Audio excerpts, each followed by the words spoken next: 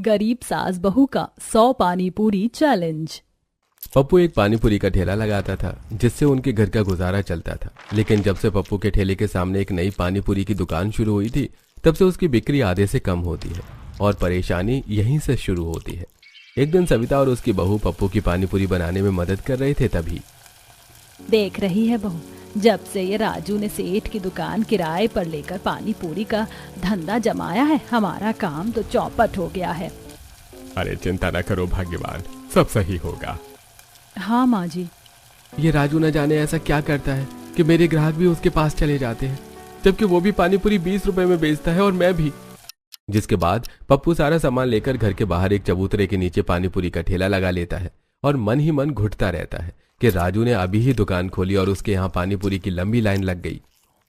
अरे ओ पानीपुरी वाले भैया, एक प्लेट तीखा तीखा पानीपुरी खिला दो। जी जी अभी खिलाया। फिर पप्पू ग्राहकों को पानीपुरी खिलाने लगता है, लेकिन बार बार उसकी नजर राजू की दुकान की भीड़ पर जा रही थी। अरे क्या हुआ भाई साहब, मैं देख रहा हूँ बार बार आप राजू पानीपुरी की दुकान को देख रहे हो। अरे वो न जाने ऐसा क्या खिलाता है कि लोग उसके यहाँ लाइन लगाए रहते हैं। अरे भैया जी, आप पानीपुरी में 6 से ज्यादा एक पूरी नहीं खिलाते, वो 2 सूखी पूरी एक्स्ट्रा देता है और कभी कभी 3 भी, और बिना कोई किट किट किए पानीपुरी का चटपटा पानी भी एक्स्ट्रा पीने के लिए देता है। अरे ऐसे में ग्राहकों को फ्री में खिलाने लगा तो मैं तो लुट जाऊंगा। जिसके बाद पप्पू ठेले पर आए 1-2 ग्राहकों को पानीपुरी खिलाने लगता है। पास ही राजू की दुकान होने के कारण पप्पू की बिक्री आधी से कम हो गई थी और वो बड़ी ही मुश्किल से अपने परिवार का पेट पाल रहा था। वहीं घर में पप्पू का निकम्मा भाई नीरज सारा दिन अपनी होने वाली बीवी से फोन पर लगा रहता था और कोई काम धंधा नहीं करता, जिससे घर वाले बहुत ज्यादा परेशान थे। एक दिन, भैया मुझे कॉलेज छोड़ दो ना। नीता पैदल चली जा, मुझे नींद आ रही है। अरे निकम्मे, कभी तो कोई काम कर लिया कर। मैं तो इस लड़के से तंग आ गई हूँ। एक तो सारा दिन घर पर बैठे बैठे या तो सोता है या फिर अपना बाबू सोना से फोन पर चिपका रहता है। बेटा शादी तय हो गई है तेरी, अब तो सुधर जा, काम धंधे पर लग जा तेरे भाई की तरह। क्या माँ, ढंग से सोने भी नहीं देती, नींद खराब हो गई आपकी वजह से। जिसके बाद नीरज उठकर अपनी कीपैड मोबाइल लेकर बाहर निकल जाता है।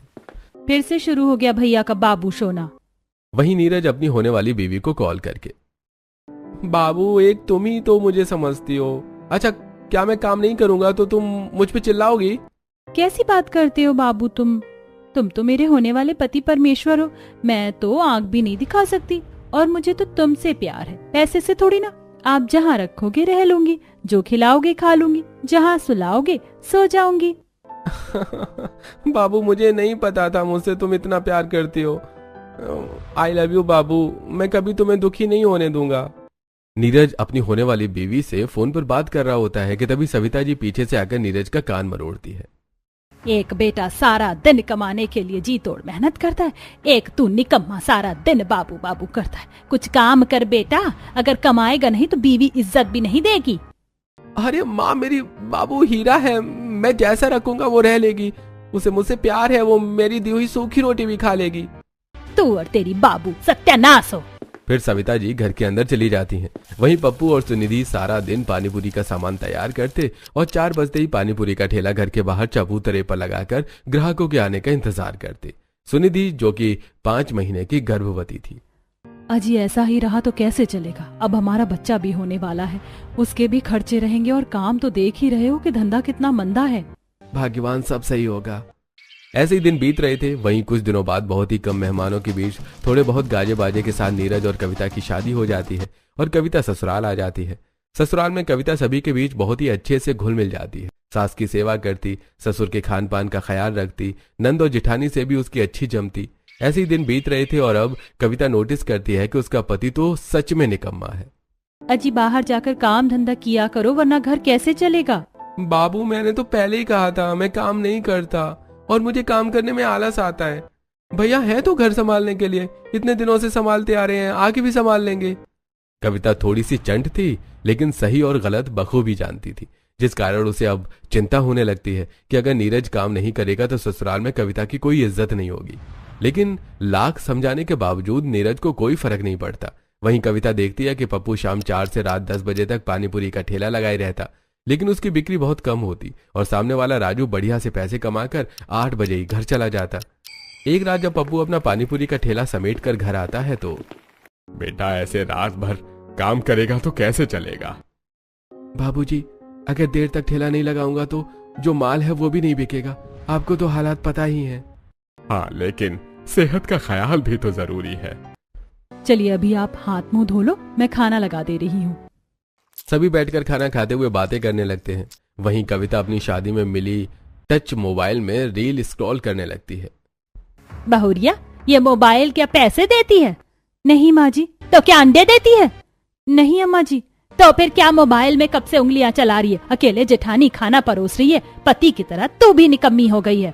सविता जी छोटी बहू को सबके सामने डांट देती है, जो कविता को बिल्कुल भी अच्छा नहीं लगता। वहीं रात में सोते समय, बाबू तुम चिंता ना करना, ये अम्मा का बोलने का काम ही है।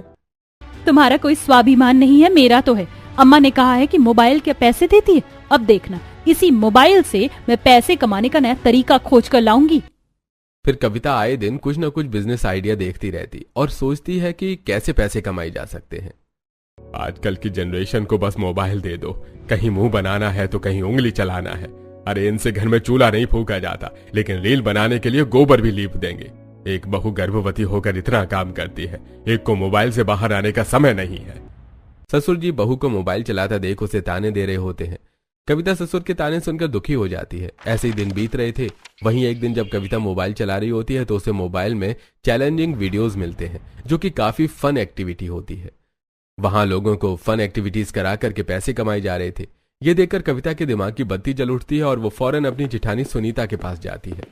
क्या बात है देवरानी जी, बड़ी खुश लग रही हैं। हाँ दीदी, आप और भैया की बिक्री कम होने से आप लोग परेशान थे ना। देखो मेरे पास एक बढ़िया सा आइडिया आया है, जिससे रातों रात आपके ठेले पर ग्राहकों की लाइन लग जाएगी।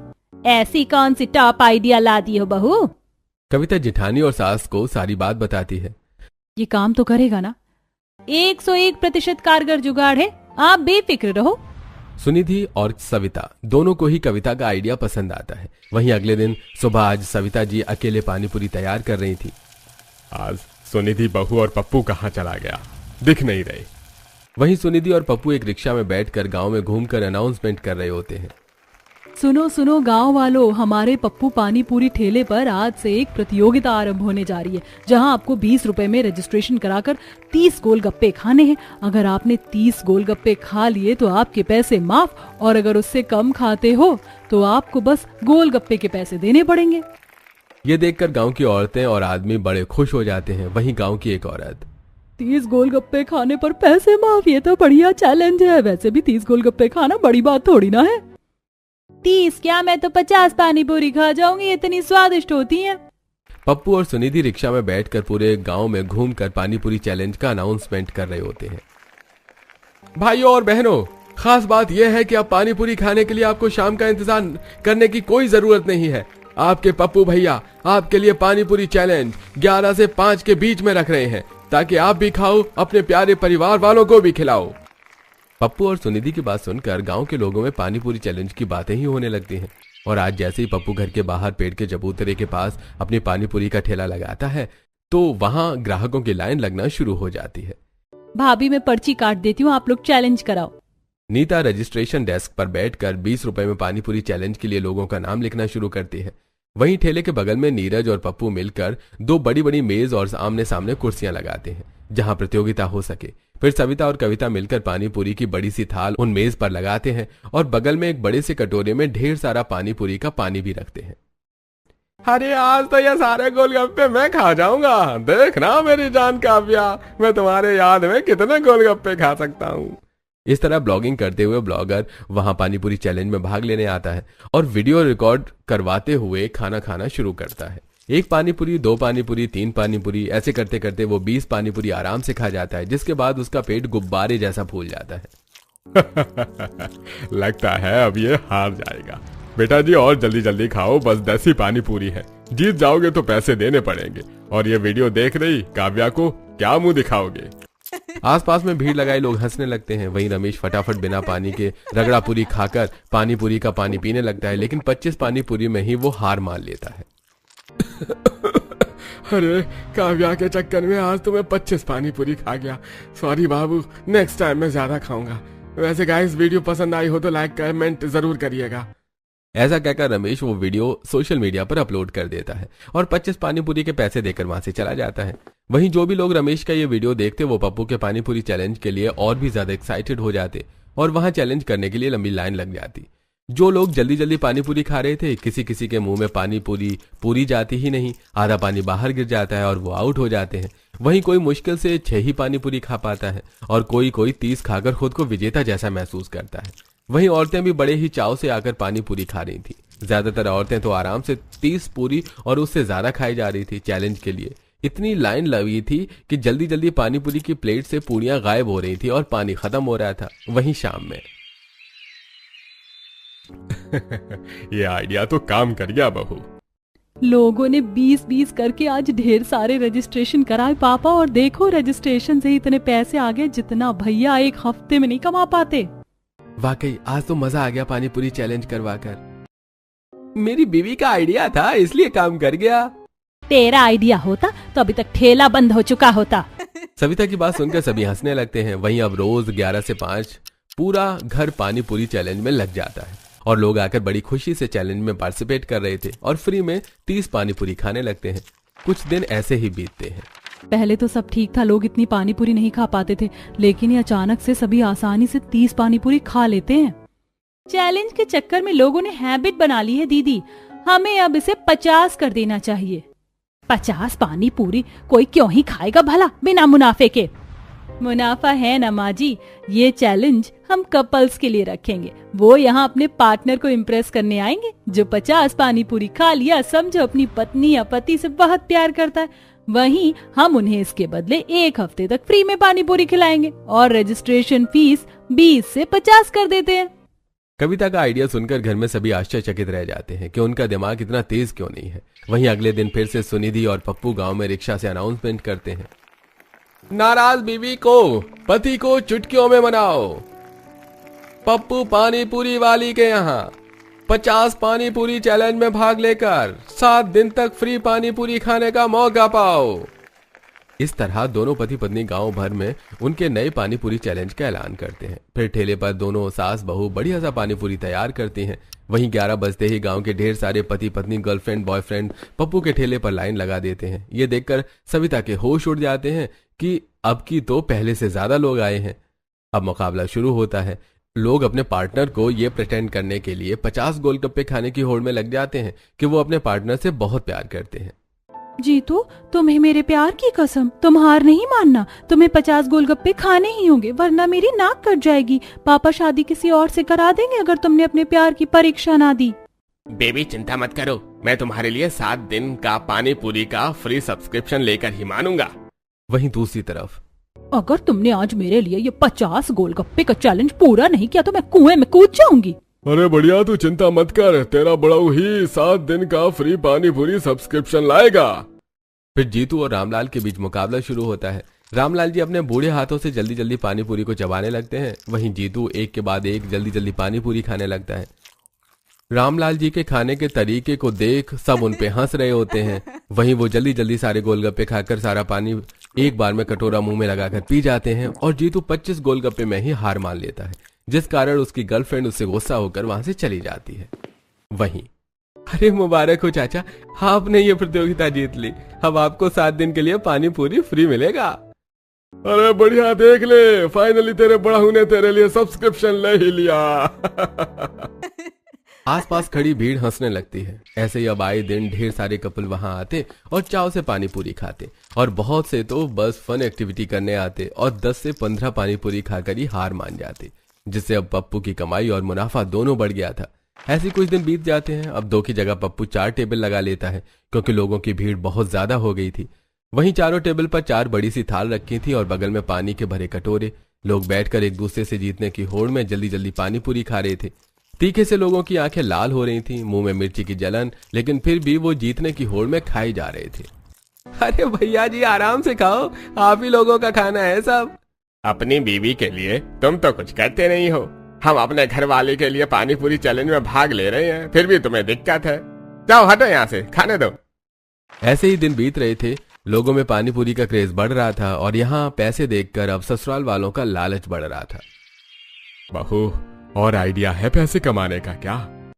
मैं तो कहती हूँ जेठानी जी, अब ना 100 पानी पूरी चैलेंज रख दो। जो 100 पानी पूरी खाएगा उसे 1 महीने पानी पूरी फ्री। बगल में एक स्पिन व्हील चैलेंज रख देंगे बच्चों के लिए 10 रुपए में, और जो भी स्पिन व्हील में आएगा वो फ्री। वैसे भी 10 रुपए कोई बड़ी बात थोड़ी ना है। हम स्पिन व्हील में 2 प्लेट पानी पूरी, 1 प्लेट सेव पूरी, रगड़ा पूरी, भेल ऐसे ऑप्शन रखेंगे, और जो व्हील घुमाने पर आएगा वो ग्राहक को दिया जाएगा। और वहाँ पर एक ऐसा ऑप्शन रहेगा जिसमें कुछ नहीं मिलेगा। तो ये लोगों के लक पर निर्भर है। कविता और नीता का आइडिया सुनकर घर वाले बहुत ही ज्यादा खुश हो जाते हैं। अब की बार सास और बहू की जोड़ी जाती है, अनाउंसमेंट करते हैं। सुनो सुनो गांव वालों, 100 पानी पूरी खाओ, महीने भर फ्री पानी पूरी पाओ। और हाँ, जिन सासों की बहुओं से तकरार है, खट्टी मीठी तीखी पानी पूरी खाकर आपस में प्यार बढ़ाओ। सास देती है ताने, बहू मोहल्ले में गाती है सास के तानों के गाने। तो अब टेंशन फ्री हो जाओ। जब कहोगे पानी पूरी तो सास करेगी गुणगान, और होगा दोनों का कल्याण। इस तरह जब सुनिधि और सविता जी की जोड़ी गांव में लोगों के बीच जाती है तो सारी औरतें इम्प्रेस हो जाती हैं और अपनी अपनी बहुओं और सासों को खुश करने का ठान लेती हैं, और एक साथ सभी पप्पू पानी पूरी वाली की दुकान पर लाइन लगा लेती हैं। वहीं सभी इस पानी पूरी चैलेंज को सास बहू के पानी पूरी चैलेंज के नाम से वायरल कर देते हैं। वहीं जब से चैलेंज शुरू हुआ था, राजू की दुकान पर लोगों का आना भी बंद हो गया था। वो सारा दिन इंतजार करता कि कोई ग्राहक आए और उसकी बिक्री होए, लेकिन चैलेंज के कारण गांव के सभी लोग पप्पू की दुकान पर मनोरंजन में बिजी थे। अब की चैलेंज बड़ा था, जिस कारण मेज पर 2 पानी पूरी से भरी थाल रखी जाती है और बड़े कटोरे में पानी पूरी का पानी रखते हैं। हे भगवान, क्षमता देना 100 पानी पूरी खाने की। अगर मैंने खा ली तो सासू माँ इम्प्रेस होकर अपनी प्रॉपर्टी मुझे दे देंगी। अगर मैंने ये पानी पूरी खा ली तो बहू हमेशा मेरी इज्जत करेगी। दोनों औरतें जल्दी जल्दी पानी पूरी खाना शुरू करती हैं। जल्दी जल्दी खाने के कारण कुछ पानी पूरी तो मुंह के बाहर ही फूट जाती है। वो दोनों भी एक दूसरे की प्लेट झांकती रहती हैं। अरे खाओ खाओ काकी, अभी और है, कर लोगे आप। सपना बहू, हार नहीं मानना, तुम ही जीतोगी। इस तरह घर वाले भी प्रतिभागियों का मनोबल बढ़ा रहे थे, लेकिन बहुत कोशिश करने के बाद भी कोई जल्दी 100 पानी पूरी नहीं खा पा रहा था। इक्का दुक्का लोग ही ये आंकड़ा क्रॉस कर पा रहे थे। अब लोग फन से ज्यादा इसे एक टफ चैलेंज मानकर पानी पूरी खाते हैं। जो जीत जाते हैं वो बहुत खुश होते हैं, लेकिन अब जबरन पानी पूरी खाने के कारण गांव में बहुत से लोगों की तबीयत खराब होनी शुरू हो गई थी। जब से ये पानी पूरी कंपटीशन में भाग लेना शुरू किया, हालत खराब हो गई। जितने का खाया नहीं, उससे ज्यादा की दवा करवा चुकी हूँ। अरे मेरा भी कुछ ऐसा ही हाल है, बड़ा पेट में दर्द रहता है। वहीं जब सविता जी और सुनिधि गांव वालों की यह हालत देखती हैं तो उन्हें बहुत बुरा लगता है। वहीं घर पर लगता है अब चैलेंज को बदलने का समय आ गया है। नहीं बहू, मुझे ये सही नहीं लग रहा। पता है हमारी वजह से गांव में कितने लोगों की तबीयत खराब हो गई है। हाँ माँ, मैंने भी देखा, बहुत लोग बीमार हो गए हैं। रोज पानी पूरी खाकर उनके पेट की समस्या बढ़ गई है। मुझे अब ये चैलेंज करके पानी पूरी बेचना सही नहीं लग रहा। यहाँ घर में सभी को पछतावा हो रहा था। वहीं राजू अपनी दुकान को बंद करके जाने की तैयारी कर रहा था। तभी नीरज उसे देख लेता है। क्या हुआ राजू भैया, कहाँ चले? अरे जब से तुम लोगों ने ये चैलेंज शुरू किया है, मेरे तो ग्राहक ही कम हो गए हैं। कोई आता ही नहीं है पानी पूरी खाने। मेरा 4 महीने का रेंट बाकी है, इसलिए मैं दुकान बंद करके जा रहा हूँ। राजू दुकान बंद करके चला जाता है। वहीं नीरज घर वालों को आकर सारी बात बताता है।